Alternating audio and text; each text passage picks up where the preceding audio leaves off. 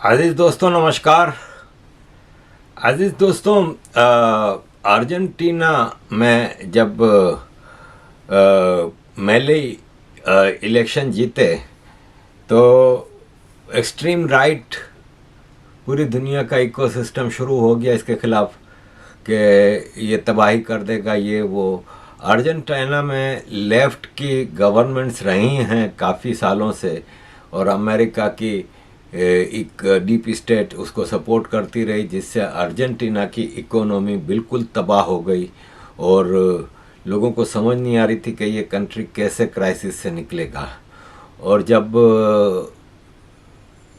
खैवियर Milei ने सरकार हासिल की तो उस वक्त अर्जेंटीना की सेंट्रल बैंक का कर्जा था $12 बिलियन, पॉवर्टी रेट 50% था, 7,500% इन्फ्लेशन था यानी महंगाई। और मिलेई ने आके रेडिकल चेंजेस ली। अभी अमेरिका में इलेक्शन भी नहीं हुए थे तो मिलेई ने जाके ट्रंप से मुलाकात की। वो इज़राइल गया, वो यहूदी है, बिन्यामीन नेतन्याहू से मिला और उसने रेडिकल चेंजेस लिए। उसने कहा सरकारी खर्चे बहुत बढ़ गए हैं, क्योंकि लेफ्ट का काम यही होता है। नाम तो कम्युनिज्म का होता है लेकिन सारे जो लीडर होते हैं, जो सरकारें होती हैं, वो बिलियनर हो जाती है, पब्लिक गरीब हो जाती है। तो इसने बड़े रेडिकल स्टेप्स लिए जिसमें मिनिस्ट्रियां कई ख़त्म कर दी, सरकारी ऑफिसर हटा दिए, लोगों को मतलब टोटल चेंजेस नज़र आने लगी। और उससे यह है कि ग्रेटेस्ट इकोनॉमिक टर्न अराउंड हो रहा है सिर्फ 11 महीने की सरकार में। मिलेई सरकार ने फ्री सोशल बेनिफिट जो माइग्रेंट्स के थे ख़त्म कर दिए और प्रो अर्जेंटीना एजेंडा शुरू किया। और उसने फॉरेनर्स की हेल्थ केयर फ्री में जो थी वो भी ख़त्म कर दी और फॉरेनर्स जो भी क्राइम में मुलविस थे उनको डिपोर्ट करना शुरू किया। ज़ाहिर है इस पे डीप स्टेट लेफ्ट का इकोसिस्टम सारे शोर मचा रहे हैं, लेकिन उसने कहा मचाते रहो भाई, मैं अपने देश के लिए चीज़ें देखूंगा, मुझे अपने देश को सुधारना है। और यह है कि इसको रोकने की बड़ी कोशिश की थी सोरोस और डीप स्टेट ने, लेकिन रोक ना सके। अजीज़ दोस्तों, यूके में वेडनेसडे 11 दिसंबर से एक बहुत ही बड़ा फार्मर्स प्रोटेस्ट शुरू होने वाला है और फार्मर्स ने कहा है कि हम लंदन को फतह कर लेंगे और हज़ारों ट्रैक्टर्स लंदन की तरफ मार्च करेंगे वेडनेसडे 11 दिसंबर को।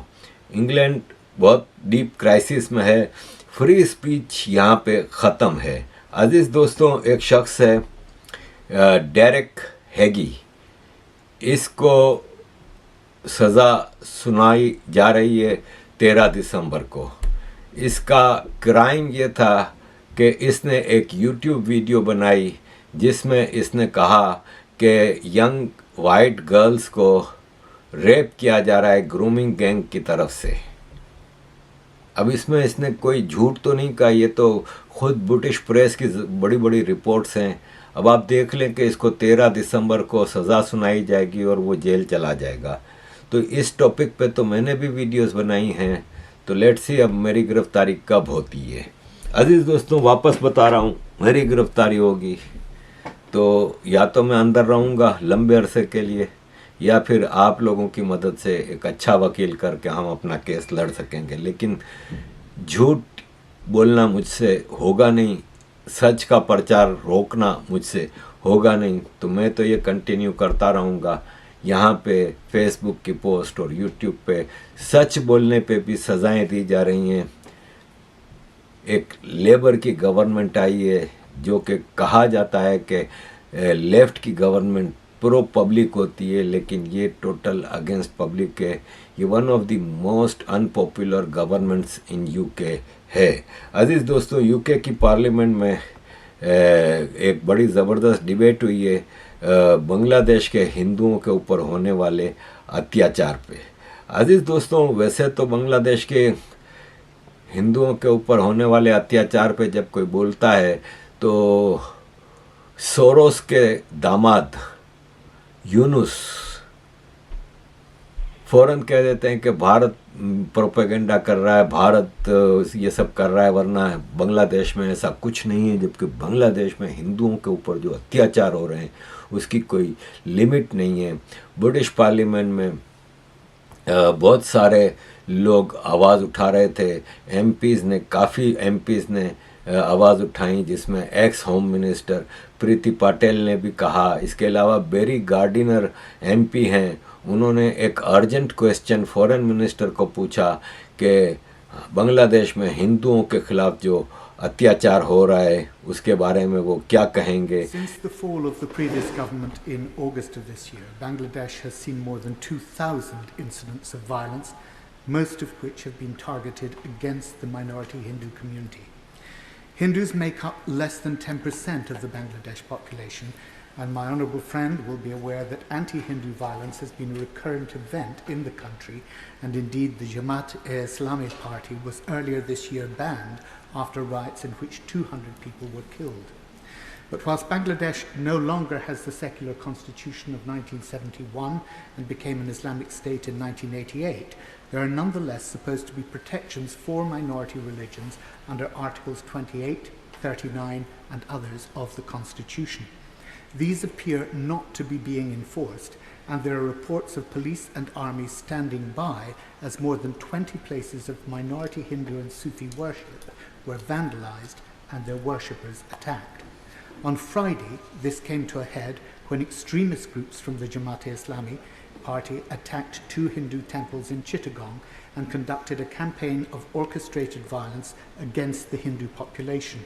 A leading Hindu monk, Chinmoy Krishna Das, who is a former leader of the ISKCON Krishna consciousness movement, has been arrested. ISKCON is a worldwide branch of modern Hinduism with its UK headquarters at Bhaktivedanta Manor in Bushi, many of whose worshippers live in my own constituency of Brent West and the surrounding areas of northwest London. People are concerned that whilst he was engaged in exclusively peaceful protest, he has been denied due process, charged with sedition and refused bail. Yet none of the individuals who attacked the temples has been apprehended or charged.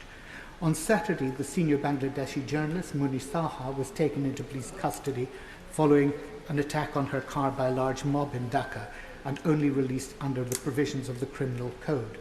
The situation is clearly on a knife edge, and with such large diaspora populations in the UK and with large Hindu communities with strong links to the community in Bangladesh, I'd ask my honourable friend what more she can do to have discussions with the Bangladeshi government to ensure that, and with other partners in the region, to ensure that tensions are lowered, the rule of law put into effect, and calm and order restored. इसके अलावा MP हैं gym Shannon, उन्होंने भी condemn किया और उन्होंने कहा कि कुछ न कुछ तो गलत हो रहा है इस सोसाइटी में कि 14 और 12 साल के बच्चे अगवा कर लिए जाते हैं और उनको अपनी मर्ज़ी के बगैर अपने अगवा करने वाले मुल्लाओं के साथ शादी करनी पड़ती है। ये बात उन्होंने ख़ास तौर पे पाकिस्तान के हवाले से कही थी। इसके अलावा Andrew Rosindell shadow minister of foreign affairs हैं टोरी पार्टी के, उन्होंने भी एक्शन लेने का कहा है freedom of religion in Pakistan के ऊपर, और उन्होंने क्लियर अल्फाज में कहा कि 1000 क्रिश्चियन और हिंदू लड़कियां हर साल अगवा हो जाती हैं। अज़ीज़ दोस्तों, एंड्रू रोजेंडाल मेरे भी एमपी रहे हैं। जब मैं ईस्ट लंदन में रहता था, मैं 9 साल ईस्ट लंदन में रहा हूँ, रोमफोर्ड के इलाके में ये मेरे एमपी होते थे। और मैं पहले भी बता चुका हूँ कि जब मैं एक बार इनके पास लेके गया था फाइलें कि ये देखो इस्लामिक एक्सट्रीमिस्ट क्या कर रहे हैं पाकिस्तान में और आप इस पे आवाज़ उठाएं, तो उस वक्त उनका जवाब ये था कि तुम्हें पता है मेरी कॉन्स्टिट्यूंसी में कितने मुसलमान और कितने पाकिस्तानी हैं, तो मैं ये आवाज़ कैसे उठा सकता हूँ। लेकिन आज इनके इस बयान पे मुझे खुशी हुई कि उनको भी आखिर रियलाइज़ करना पड़ा कि माइनॉरिटीज़ का बांग्लादेश और पाकिस्तान में क्या हाल है। यूनुस साहब को भारत के बारे में कहते हैं कि भारत प्रोपेगेंडा कर रहा है, तो अब उनको यूके के पार्लियामेंट और अमेरिका की कांग्रेस के को भी कहना चाहिए कि ये सब झूठ प्रोपेगेंडा कर रहे हैं। Congressman Brett Sherman of America ने कहा है कि बांग्लादेश की गवर्नमेंट की ड्यूटी है अपने सारी पब्लिक की हिफाजत करना, ख़ास तौर पे माइनॉरिटी हिंदू कम्युनिटी जिनके ऊपर बहुत ज़्यादा अत्याचार हो रहा है। मुझे बहुत गुस्सा आ रहा है कि बांग्लादेश में हिंदू कम्युनिटी पे बहुत ज़्यादा अटैक हो रहे हैं। मैं बांग्लादेश की गवर्नमेंट को ख़ास तौर पे कहता हूँ कि वो कोई सख्त एक्शन लें ताकि इनकी हिंदू कम्युनिटी पे अत्याचार ना रुके। अजीज़ दोस्तों, ज्यूज़ का जेनोसाइड होता है, हॉलोकॉस्ट होता है, आज तक दुनिया उस पर रो रही है, आज तक उस पर राइटफुली क्रिटिसाइज़ किया जा रहा है। लेकिन एक जेनोसाइड ऐसा है हिस्ट्री का जिसके बारे में कोई बोलता ही नहीं और कोई बात तक नहीं करता, उसको रिकॉग्नाइज ही नहीं किया जाता, जहाँ पे hundreds of millions of Hindus मारे जा चुके हैं भारत, पाकिस्तान, बांग्लादेश वगैरह में पिछले 300-400 सालों में। जब से मुस्लिम सरकारें थीं तब तो चुपचाप जेनोसाइड होता था। ब्रिटिश सरकार के दौरान भी केरला और बंगाल और कहाँ कहाँ जेनोसाइड नहीं हुए। 1200 साल। विल डुरंट, एक अमेरिकन हिस्टोरियन, कहता है कि 9 करोड़ हिंदुओं की हत्याएं की हैं मुसलमानों ने। उसको अगर हम जीरो डाउन करें तो हर 1 घंटे में 8 हिंदू मारे गए हैं मुसलमानों के द्वारा। ये मैं नहीं कह रहा, विल डुरंट अमेरिकन हिस्टोरियन कह रहा है। कितनी लाशें चाहिए हमको? कितनी बच्चों की इज्जतें लुटने के बाद ये समाज खड़ा होकर नोटिस लेगा कि समथिंग इज ग्रॉसली रॉन्ग?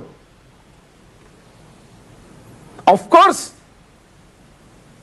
गलत इतिहास पढ़ाया जाएगा। क्यों? भारत का इस्लामीकरण एक अधूरा प्रोजेक्ट है और उस प्रोजेक्ट में सबसे महत्वपूर्ण कड़ी यह है कि इन लुंज पुंज गुलाम हिंदुओं को अपने इतिहास पर गर्व मत करने दो।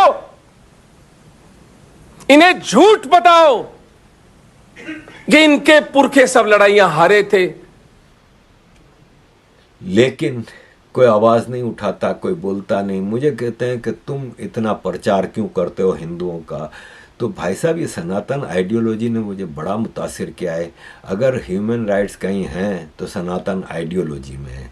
अजीज़ दोस्तों, वैसे वापस मैं आपको ये दिखा दूं कि ये खाना काबा की वीडियो आप देख रहे हैं, जहाँ पे जब औरतें जाती हैं इबादत करने के लिए, जो कि अल्लाह का घर कहलाता है, मुसलमानों का किबला है, जब वहाँ पे मुसलमान औरतें जाती हैं तो उनके साथ कितनी बेअदबी होती है, कितना हद से ज़्यादा वो होता है। मैंने भारत में कई यात्राएं की हैं हिंदू मंदिरों की, और वहाँ पे भी तो औरतें और मर्द साथ होते हैं। मैंने तो कभी वहाँ पे कोई ऐसा धक्कम पहली कोई ऐसी चीज़ नहीं देखी। अब आप ये देखें कि ये जब यात्रा हो रही है तो आप देखें किस तरह एक ऑर्गेनाइज्ड प्रिंसिपल्ड सिस्टम के तहत लोग मूव कर रहे हैं, और सब भगवान का दर्शन करने के लिए जाते हैं और सब लाइन से जा रहे होते हैं। कई जगहों पे ऐसा होता है कि आदमी और औरतें एक साथ होते हैं, लेकिन कहीं कोई धक्कम पहली नज़र नहीं आती, कहीं कोई कुछ नज़र नहीं आता। मैं द्वारका में गया तो द्वारका में जब दर्शन हो रहे थे तो दर्शन के वक्त इतने आदमी और औरतें थीं। आदमियों की कोशिश होती थी कि वो औरत के उससे टच भी ना हो पाएँ, कहीं करीब भी ना पहुंच पाएँ, बाकायदा खुद जगह देते थे उनको। लेकिन मुसलमानों का जब आता है मक्का में तो ऐसा कोई सिस्टम हमें नज़र नहीं आता। अजीज़ दोस्तों, ये मासूम सी बच्चियों को बुर्का पहनाया जाता है। मतलब आप इनकी उम्र देखें, इनको एक पिंजरे में बंद किया जाता है। ये गैर इंसानी नहीं तो क्या है? कहते हैं बुर्का इज़ माई चॉइस। अब इनकी इस छोटी छोटी बच्चियों की क्या चॉइस होगी, आप खुद अंदाज़ा लगा लें। मतलब ये एक औरत बैठी है वेस्टर्न ड्रेस में, एक औरत बैठी है बुर्का। अब कहते हैं बुर्का चॉइस है। आप बताएं कि कोई भी पागल ही होगा ना जो बाय चॉइस बुर्का पहनेगा। अब ये औरतें जो बैठी हैं, असल में इनको जो ये कहती हैं ना औरतें कि बुर्का इज़ माई चॉइस और हिजाब इज़ माई चॉइस, उनकी तरबियत ऐसे होती है।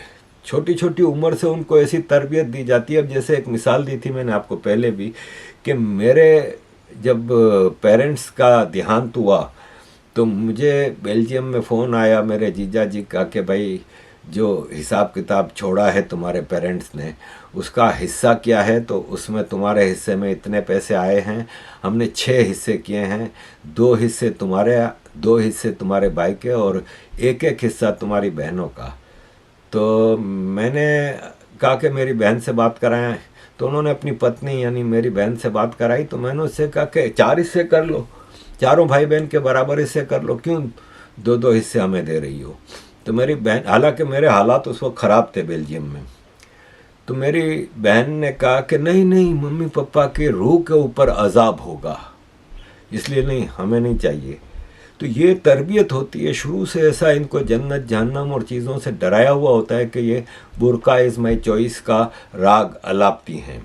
अजीज़ दोस्तों, थोड़ा मिडल ईस्ट की तरफ जाएंगे जहाँ पे सीरिया में एक ज़बरदस्त वार शुरू हो चुकी है। सीरिया की बशर अल असद की सरकार को रशिया सपोर्ट कर रहा है, चाइना सपोर्ट कर रहा है, लेकिन जो टेररिस्ट हैं अल कायदा और ISIS, इनको अमेरिका और नेटो सपोर्ट कर रहे हैं, इजराइल सपोर्ट कर रहा है। अब कोई नहीं बोलेगा कि तुर्की वहाँ पे बमबारी कर रहा है नेटो की तरफ से, अमेरिका बमबारी कर रहा है, लेकिन कोई मुसलमान आवाज़ नहीं दे रहा कि वहाँ पे गज़ा से ज़्यादा तबाहियाँ चल रही हैं पिछले 15 सालों से। ओबामा ने वहाँ पे बमबारियाँ शुरू की थी और तब से लाखों लोग मारे जा चुके हैं। गज़ा में तो नहीं है ना लाखों की तादाद, लाखों लोग मारा जा चुका है, लेकिन कोई प्रोटेस्ट नहीं, कोई कुछ नहीं। उल्टा इन टेररिस्ट अल कायदा और ISIS की सपोर्ट में यहाँ पे प्रोटेस्ट हो रहे हैं। अजीज़ दोस्तों, ये जो मिडिल ईस्ट में जो बुनियाद पड़ी है ना इन जंगों की, उसमें ईरान का बड़ा किरदार है कि जितने शिया ग्रुप्स हैं उनको ईरान सपोर्ट कर रहा है, हिजबुल्ला, हमास, हालांकि हमास शिया नहीं है, हूती, इन सब को ईरान सपोर्ट कर रहा है। लेकिन ये ईरान को भी एक्सट्रीमिस्ट रियासत बनाने वाली अमेरिका है, यूरोप है, नेटो है, क्योंकि ईरान में अच्छा खासा एक लिबरल सिस्टम चल रहा था शाह ईरान के ज़माने में, लेकिन 1979 में फ्रांस के हवाई जहाज़ में बैठ के पेरिस से खुमैनी को ईरान में उतारा जाता है, वहाँ पे बाकायदा इंसर्जेंसी को हवा दी जाती है और खुमैनी वहाँ आके एक्सट्रीमिस्ट इस्लामिक नज़रिया लेके आता है, जिससे पाकिस्तान में भी शिया सुन्नी फसादात बढ़े, जिससे और भी दुनिया में शिया सुन्नी मामलात बढ़े और आज आउट ऑफ कंट्रोल चीज़ें जा चुकी हैं। इसी सिलसिले में शहज़ादा मोहम्मद बिन सलमान सऊदी अरब के वो इमारात पहुँचे कुछ घंटों के लिए। अरब लीग का इजलास हो रहा था कुवैत में, तो उससे पहले ये इमारात पहुँचे और शहज़ादा मोहम्मद बिन ज़ैद बिन सुल्तान अल नहियान के साथ एक मीटिंग की कि सीरिया में जो हो रहा है इसको किस तरह मामलात को सेटल करें, और मिडिल ईस्ट के मामलात, एक तरफ गज़ा एक तरफ सीरिया, मामलात बिगड़ते जा रहे हैं, उसको कैसे हैंडल करें। अज़ीज़ दोस्तों, कतर एक एक्सट्रीमिस्ट इस्लामिक रियासत है। इस रीजन में जो 6 GCC कंट्रीज़ हैं, गल्फ़ कोऑपरेटिव कंट्रीज़, जिसमें सऊदी अरब, इमारात, कुवैत, कतर, बहरीन, ओमान, ये 6 कंट्रीज़ में से बाकी 5 में तो क्वाइट मच लिबरलिज़म है, लेकिन कतर आज भी एक्सट्रीमिस्ट शरिया लॉ पे चलता है। लेकिन इसके बावजूद मैं देख के हैरान रह गया कि अमीर कतर UK के ट्रिप पे आए हुए हैं और मैंने देखा कि वो वेस्टर्न ड्रेस में आए थे, वरना ये अरब GCC कंट्रीज़ के लोग, यहाँ भी जो लीडर जाता है वो अपने ट्रेडिशनल अरब ड्रेस में जाते हैं। इमारात के शेख मोहम्मद वगैरह कभी सूट में आपको नज़र भी आएंगे, तो वो अपने प्राइवेट ट्रिप पे, जैसे कि इनकी डर्बी घोड़े की जो रेस होती है उसमें इनके घोड़े दौड़ते हैं, और वो कभी कभी अपने प्राइवेट ट्रिप पे, इनके यहाँ पे काफ़ी फ्रांस, बेल्जियम, इंग्लैंड वगैरह में इनके अपने महल हैं, कई पैलेसेस हैं, तो प्राइवेट ट्रिप पे आते हैं तो वो कभी आपको ड्रेसिंग में नज़र आ जाएंगे वेस्टर्न, लेकिन ऑफिशियल ट्रिप पे आपको कभी मोहम्मद बिन सलमान या मोहम्मद बिन जैद या ओमान के या कतर के भी आज तक कभी आपको वेस्टर्न ड्रेस में आते नज़र नहीं आएंगे, लेकिन इस बार मैं हैरान हूँ कि वो वेस्टर्न ड्रेस में आए और उनकी बेगम भी उनके साथ वेस्टर्न ड्रेस में वहाँ बग़ैर हिजाब के खड़ी थी। और किंग चार्ल्स ने क्वीन कामिला और क्राउन प्रिंस विलियम और ये सब लोगों ने उनके एजाज़ में काफ़ी ज़्यादा दावतें की और काफ़ी उनका अच्छा रिसेप्शन हुआ। लेकिन ये बड़ी अच्छी तब्दीली है। अज़ीज़ दोस्तों, इस्लाम की बर्थ प्लेस कतर, कुवैत वगैरह में तो चीज़ें तब्दील हो रही हैं, लेकिन बदकिस्मती से इंडिया, पाकिस्तान, बांग्लादेश का मुसलमान आज भी अपनी कौम को 1400 साल पीछे लेके जा रहे हैं, क्योंकि वहाँ पे जमात इस्लामी हैं, वहाँ पे देवबंद के मदरसे हैं, चाहे वो इंडिया में हैं, पाकिस्तान में हैं, वहाँ पे तबलीगी जमातें हैं, वहाँ पे बरेलवियों की मुल्ला हैं, वहाँ पे अवैसी टाइप के लीडर्स हैं। ये सब अपनी कौमों को पीछे धकेलने में लगे रहते हैं। हालांकि अवैसी के दामाद कैलिफोर्निया से MBBS करते हैं, वहाँ पे वो ट्रैकिंग सूट्स में घूमते थे, सूट्स पहनते थे, लेकिन अवैसी साहब अपना टोपी ड्रामा करने के लिए शेरवानी और टोपी पहन के ड्रामे करते हैं, जबकि अकबरुद्दीन अवैसी डिज़ाइनर्स ड्रेस पहन के अक्सर नज़र आते हैं। लेकिन जब भी उनको राजनीति करनी होती है, पॉलिटिकल ड्रामे करने होते हैं, तो वो अपने शेरवानी और टोपी पहन के आ जाते हैं। लेकिन इनकी फैमिलीज़ इसी तरह अरफा खानम शेरवानी, राना अयूब वगैरह भी वेस्टर्न ड्रेस में मिलेंगे। ज़ुबैर भी आपको ज़्यादातर वेस्टर्न ड्रेस में मिलेगा, लेकिन प्रचार करेंगे मदरसा एजुकेशन का, स्टैंड फॉर हिजाब का प्रचार करेंगे, लेकिन ख़ुद वो वेस्टर्न लाइफ को पसंद करते हैं, जो कि उनका राइट है, मैं उनको रोक नहीं रहा, लेकिन ये चीज़ें वो राजनीति के लिए कर रहे हैं। तो अज़ीज़ दोस्तों, इस सारी सिचुएशन में अरब कंट्रीज़ रोल मॉडल बनते जा रहे हैं और मुझे बड़ी खुशी हुई कतर के अमीर को यहाँ पे देख के कि वो काफ़ी लिबरल हैं। वेस्टर्न ड्रेस पहनने का मतलब ये नहीं है कि ये मैं कह रहा हूँ कि बहुत अच्छी बात है। हमारे आदरणीय प्राइम मिनिस्टर नरेंद्र मोदी हमेशा भारतीय ड्रेस में जहाँ भी जाते हैं रहते हैं और हमें कभी वो वेस्टर्न ड्रेस में नज़र नहीं आते। तो अपना नेशनल ड्रेस पहनना अच्छी बात है, लेकिन ये अपना ट्रेंड सेट करने के लिए एक चीज़ कर रहे हैं, दुनिया के सामने अपना लिबरलिज़म दिखाने के लिए ये चीज़ें कर रहे हैं। ये बहुत ज़रूरी है, क्योंकि मुस्लिम लीडर अगर ख़ास तौर पे इस्लाम की बर्थ प्लेस अरब कंट्रीज़ में से ये चीज़ें होंगी तो उसका असर देर पा होगा। अज़ीज़ दोस्तों, thank you very much for all your support. Kindly keep supporting.